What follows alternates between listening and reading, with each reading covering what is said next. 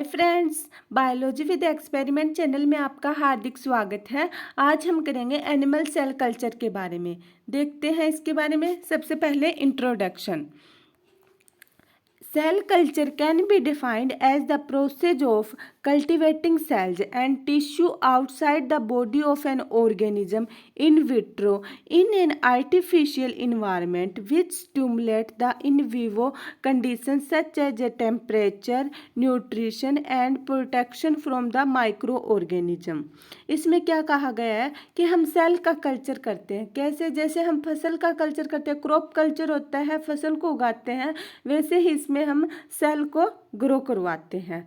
और कैसे कि इन विट्रो क्या होता है, हमें इसको प्राकृतिक रूप से इन्वायरमेंट देते हैं, सेल को उसका प्रॉपर इन्वायरमेंट देने की कोशिश करते हैं, जैसा कि इन विवो कंडीशन में होता है। Same temperature, nutrition, protection from micro organism से प्रोवाइड करवाते हैं। नेक्स्ट देखते हैं historical event in the development of cell culture. इसके बारे में, हिस्ट्री के बारे में थोड़ा जान लेते हैं हम सेल कल्चर की। 1907 में Harrison cultivated frog nerve cells and observe the growth of nerve fibres in vitro for सर्वल weeks. क्या है कि 1907 में हैरिसन नामक एक साइंटिस्ट थे, उन्होंने फ्रॉग के नर्व सेल को कल्चर किया और देखा कि नर्व फाइबर सेल है वो इन विट्रो कंडीशन में, जहाँ पर इन विवो जैसे कि नॉर्मल लाइफ में जो कंडीशन दी जाती है टेम्परेचर, न्यूट्रिशन की, वो प्रोवाइड करवा कर देखा कि फ्रॉग की नर्व सेल कुछ हफ्तों तक जीवित रही। He was considered by some as father of cell culture. तो फादर ऑफ सेल कल्चर कौन जाना गया? हैरिसन्स। नेक्स्ट देखते हैं 1916 में Rous and Jones introduced proteolytic enzyme trypsin from the sub culture of adherent cell. Rous और John ने क्या बताया कि प्रोटियोलाइटिक एंजाइम जो ट्रिप्सिन है वो क्या है, सब कल्चर के एडेरेंट सेल से है। 1940 में the use of antibiotic penicillin and streptomycin in culture medium decrease the problem of contamination of cell culture.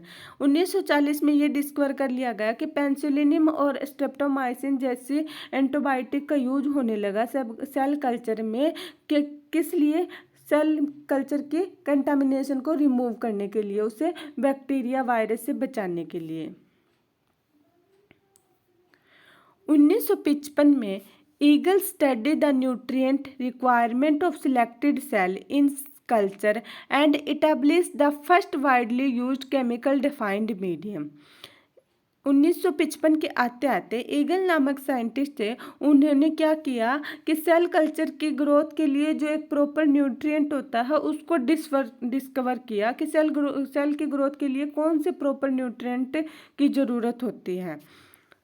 1965 में Ham introduced the first serum free medium which was able to support the growth of some cell. फिर Ham नामक scientist ने 1965 में पहला serum free medium तैयार किया जो cell की ग्रोथ को सपोर्ट करता है। फिर आगे देखते हैं first development was the use of antibiotic which inhibit the growth of contaminants. ये क्या है? एनिमल सेल कल्चर की सबसे बड़ी अचीवमेंट थी। सेकंड कौन थी? Second was the use of trypsin to remove adherent cell to sub culture further from the culture vessels. अब सब कल्चर क्या होता है कि जब हम सेल कल्चर से कुछ सेल को रिमूव कर देते हैं या फिर यूज कर लेते हैं, तो फिर से उस खाली कॉलोनी में या फ्री कॉलोनी में सेल अपनी पूरी कॉलोनी बना लेती है। तो इसमें सेकंड अचीवमेंट क्या थी कि ट्रिप्सिन को रिमूव कर लिया गया एडेरेंट सेल से। Third was the use of chemically defined culture medium. और इसके सेल कल्चर में थर्ड अचीवमेंट क्या थी या फिर डेवलपमेंट क्या थी कि केमिकली डिफाइंड मीडियम तैयार किया जाने लगा या फिर chemically defined culture medium use होने लगा सेल कल्चर में। अब टर्मिनोलॉजी देख लेते हैं इसकी कुछ। Primary cell culture. Primary cell culture क्या होती है? When cell are surgically removed from an organism and place into a stable culture environment by they will attach, divide and grow. इसमें क्या कहा गया है कि प्राइमरी कल्चर क्या होती है, जब हम एक ऑर्गेनिज्म से सर्जरी करके एक सेल को रिमूव कर लेते हैं और उसको एक ऐसे मीडियम में रख देते हैं जहां पर वो अच्छे से अटैच हो सके, डिवाइड कर सके और ग्रो करके अपनी पूरी कॉलोनी को बना ले, उसे हम क्या कहेंगे, प्राइमरी सेल कल्चर। अब सेल लाइन क्या कहेंगे, किसे कहते हैं, when the primary culture is sub cultured and they show an ability to continuously propagate. Cell line क्या होती है, जब सेल कल्चर की कॉलोनी है जो वो हम कंटिन्यूसली ग्रो करती जाएगी, जब हम उसके कुछ सेल्स को यूज भी कर लेंगे तो फिर वो वहाँ पर भी अपनी कॉलोनी फिर से बना लेंगे, इसे हम क्या कहेंगे, सेल लाइन, क्योंकि यहाँ पर सेल की ग्रोथ रुकती नहीं है, कंटिन्यूसली ग्रो करती जाती है। एनकरेज डिपेंडेंसी, इसमें क्या होता है, cell grow as monolayer adhering to substrate. Next देखते हैं passaging sub culture, the process of splitting the cell. इसमें क्या होता है, सब कल्चर में क्या होता है, हम आधी सेल को रिमूव कर देते हैं या यूज कर लेते हैं, स्प्लिट मतलब अलग कर देते हैं। Finite cells, when the cell have finite life span. Finite cell कौन सी होती है, जिनकी हमें पता होता है भी ये कितने दिनों तक ग्रो करेगी या फिर कितने टाइम तक डिवाइड करेगी, उन्हें हम फाइनाइट सेल कहेंगे। और continuous cell line, when the cell can grow up to infinite life span. Continuous cell line कौन सी होती है, जिसके टाइम लिमिट या फिर लाइफ स्पेन नहीं होता भी ये कितनी ग्रो करेगी या फिर कितनी बार डिवाइड करेगी, वो कंटिन्यूसली डिवाइड करती जाती है, ग्रो करती जाती है। नेक्स्ट देखते हैं tissue culture media. Cell have complex nutritional requirement that must be met to permit their propagation in vitro। क्या है, जो सेल है उसके ग्रोथ के लिए हमें कॉम्प्लेक्स न्यूट्रिशन की रिक्वायर होती है, ज़रूरत होती है, ताकि सेल अच्छे से ग्रो कर सके इन विट्रो कंडीशन में। प्रीवियसली साइंटिस्ट एम्प्लॉयड चिक एम्ब्रियो एक्सट्रैक्ट, प्लाज्मा, सीरा, लिम्फ एक्सेट्रा। पहले के वैज्ञानिक क्या करते थे सेल ग्रोथ के लिए, वो चिक एम्ब्रियो के एक्सट्रैक्ट को यूज करते थे, प्लाज्मा या फिर लिम्फ फ्लूइड को यूज करते थे। Today a number of chemical defined formulation have been developed that support the growth of a variety of established the cell line। लेकिन आज के टाइम में हमारे सेल की ग्रोथ के लिए हमारे पास बहुत से केमिकल डिफाइंड मीडिया प्रेजेंट है जो सेल की प्रॉपर ग्रोथ को सपोर्ट करते हैं। जैसे कुछ मीडिया के हम नाम देखते हैं, Eagle's basal media, Eagle's minimum essential media, Dulbecco's modified essential media, Iscove's modified Dulbecco's medium. आगे देखते हैं the various nutrients required are, कौन कौन सी होगी, glucose, fat and fatty acids, lipids, phospholipid and sulfolipids, amino acids, vitamins, mineral. Serum, serum क्या है, serum can be provide various growth factor, hormones, cell adhesion factor and other factor needed by the most mammalian cell for their long term growth and metabolism। Serum क्या करता है, cell की growth के लिए, जब ताकि वो कंटिन्यूसली ग्रोथ करती जाए उसके लिए ये क्या करता है, वे ये प्रोवाइड कराता है कुछ growth factor, hormone, cell adhesion factor आदि मेमेलियन सेल की ग्रोथ के लिए उसको प्रोवाइड करवाता है। Properties and special requirement of media, media की क्या क्या प्रॉपर्टीज है या फिर क्या स्पेशल रिक्वायरमेंट है हमें। पीएच, सबसे पहले पीएच की, optimum pH between 7.2 to 7.4 is generally needed for mammalian cells. Phenol red is used as an internal indicator. क्या है कि ऑप्टिमम पीएच की हमें कितनी ज़रूरत होती है, 7.2 से लेकर 7.4 के बीच में मेमेलियन सेल की ग्रोथ के लिए स्टेबल है। Oxygen, cell depend upon glycolysis for the supply of oxygen. Oxygen की सप्लाई के लिए सेल किस पे डिपेंड करती है, ग्लाइकोलाइसिस पर। सेलेनियम कंट्रोल ऑक्सीजन डिफ्यूजन, और ऑक्सीजन डिफ्यूजन को कौन कंट्रोल करता है, सेलेनियम।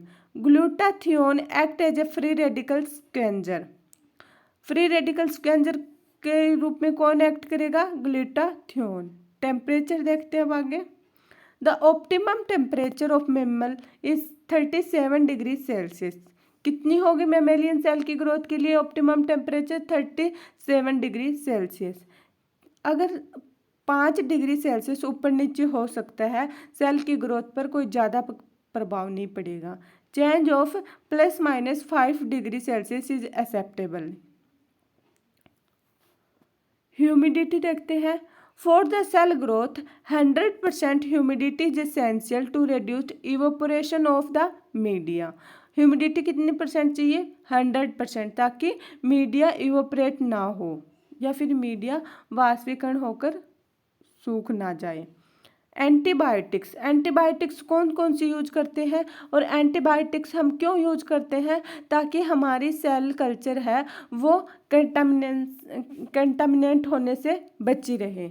पेनिसिलिन का यूज हम बैक्टीरिया के विरुद्ध करते हैं, या बैक्टीरिया को रिमूव करने के लिए, बैक्टीरिया के कंटामिनेशन को रोकने के लिए हम किसका यूज करते हैं? पेनिसिलिन का।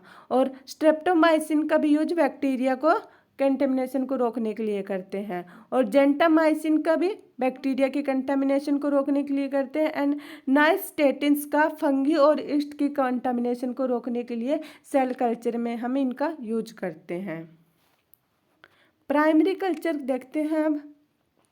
When cells are surgically removed from an organism and placed into a stable culture environment, they will be attached, divide and grow. Primary culture क्या कहता है कि जब एक सेल को हम ऑर्गेनिज्म से प्राप्त करते हैं सर्जरी करके, और फिर हम उसे इन विट्रो इन्वायरमेंट में प्लेस कर देते हैं, इन विट्रो इन्वायरमेंट में रख देते हैं, जहाँ पर उसको प्रॉपर लाइव कंडीशन मिलती है, चाहे वो टेम्परेचर की हो, ह्यूमिडिटी की हो, ऑक्सीजन सप्लाई की हो, तो वहाँ पर सेल क्या करती है? डिवाइड और ग्रो करती है।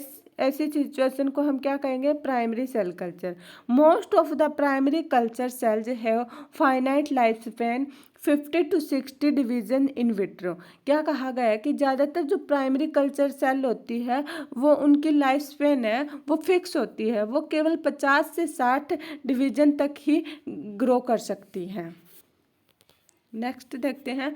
Due to their limitation life span one can not do long term experiment with these cells. तो ये क्या क्या कहा गया है कि इसकी जो लाइफ स्पैन कम होने की वजह से हम इस पर ज़्यादा लंबे समय वाले एक्सपेरिमेंट नहीं कर सकते। ये इसका क्या है? लिमिटेशन है।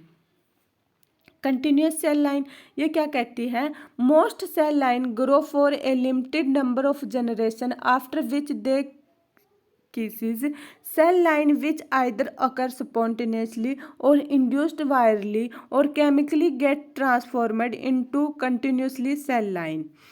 अब कंटिन्यूस सेल लाइन कौन सी होती है कि वो लगातार डिवाइड करती जाती है, उनमें फिक्स लाइफ स्पैन नहीं होता, उनकी फिक्स डिवीजन नहीं होती। Characteristics of continuous cell line, smaller, ये स्मॉलर होती है, मोर राउंडेड होती है, less adherent with the higher nucleus और साइटोप्लाज्म रेशियो। क्या क्या क्या प्रॉपर्टी? एक तो ये छोटी होगी, ज़्यादा राउंडेड होगी, और इनकी एडरेंट मतलब चिपकने की क्षमता, जो कि पेट्री डिश या फिर कल्चर वेसल में जहाँ पर सेल ग्रो की जाती है उन पे नहीं चिपकती है अपने आसपास की सेल से, ताकि उनको दूसरी सेल को ग्रो करने के लिए स्पेस प्रोवाइड करवा सके। और इनका न्यूक्लियस और साइटोप्लाज्म का रेशियो भी हाई होता है। Fast growth and have aneuploidy chromosome number, इनकी ग्रोथ भी काफ़ी फास्ट होती है और क्रोमोजोम नंबर भी एन्यूप्लॉइडी होते हैं। Reduced serum and encourage dependence and grow more in suspension conditions. क्या है कि इसमें सीरम रेड्यूस चाहिए और encourage dependence and grow more in suspension condition. अगर इसमें ये कहा गया है कि इसकी जो मीडिया की रिक्वायरमेंट होती है, न्यूट्रिशन मीडिया की रिक्वायरमेंट कम होती है और इसकी ग्रो करने की पावर ज़्यादा होती है इन विट्रो कंडीशन में। Ability to grow up to higher cell density, different in phenotypes from donor tissue. Next देखते हैं टेक्निक्स। टेक्निक्स में क्या क्या होता है, सबसे पहले आता है मैकेनिकल डिसएग्रीगेशंस। इसमें क्या होता है कि हम सेल को कैसे अलग करते हैं। For a disaggregations of a soft tissue जैसे कि spleen, brain, embryonic liver, soft tumours, mechanically technique use employed. This technique basically involve careful chopping और slicing of tissue into piece and collection of spill out of the cell. Mechanical डिस्क्रीज में क्या करते हैं, हम कोई ऑर्गन लेते हैं जहाँ से हमें सेल की अलग करनी होती है, फिर हम इसको उस ऑर्गन के टिश्यू को बड़ी केयरफुली से अलग करते हैं सर्जरी करके, फिर वहाँ से हम क्या करते हैं, सेल को प्राप्त करते हैं। The cell can be collected by 2 ways. Cell को हम 2 तरीकों से प्राप्त कर सकते हैं, जैसे pressing the tissue piece through the series of swipe with a gradual reduction in the mesh size. Second है forcing the tissue fragment through a syringe and needles।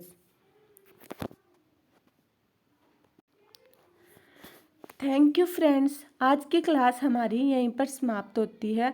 अगर आपको इस वीडियो के PDF चाहिए तो आपको डिस्क्रिप्शन बॉक्स में नीचे टेलीग्राम चैनल का लिंक दिया हुआ है, उस चैनल पर ये PDF प्रोवाइड करवा दी गई है, आप वहाँ से इसको प्राप्त कर सकते हैं।